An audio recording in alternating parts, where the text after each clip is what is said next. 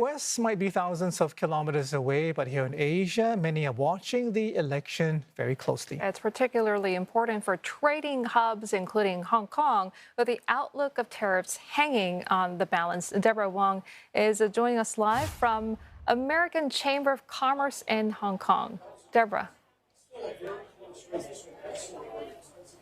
Well, Julie, it's a work day in Hong Kong, but many people took a day off just to be here because all eyes are really on the elections. And what's interesting is that it's not just Americans here. I've also come across expats from Switzerland, Germany, and France. It's really indicative of how what kind of ripple effects, how big this election is, the kind of ripple effects it could have for the world economically as well as politically. And you can see big TV screens all set up around this room, and people are watching the results very closely. There hasn't been any major reactions from them so far because preliminary results are still streaming in, and anything could change. But in this part of the world, expats, U.S. expats based in Hong Kong and China, they are concerned about the trajectory of the U.S.-China relationships and the kind of implications that the results could bring for them. Because here in Hong Kong, there are over 1,200 U.S. firms here, and over half of those are regional headquarters. So any sort of changes to the relationship will have quite a destabilizing effect. And U.S. Consul General Gregory May, he was here earlier in AmCham, Hong Kong, to speak to some of the media. Let's have a listen.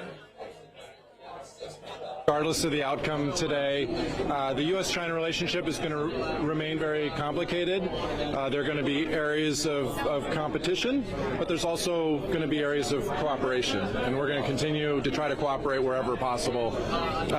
Speaking of Hong Kong, which is my responsibility, it's an important part of the U.S.-China relationship, but we also have our own individual relationship with Hong Kong.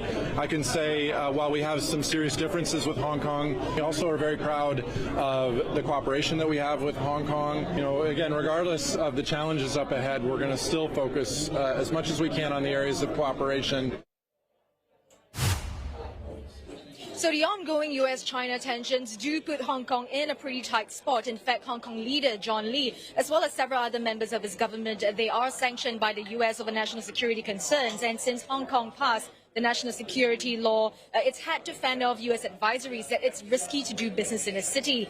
And, U.S. is also considering shutting all of Hong Kong's economic trade offices in the country, and China has said it will retaliate. So the community is keeping a very close watch on the progress of this outcome. Deborah, thank you very much. Deborah Wong live there from Hong Kong.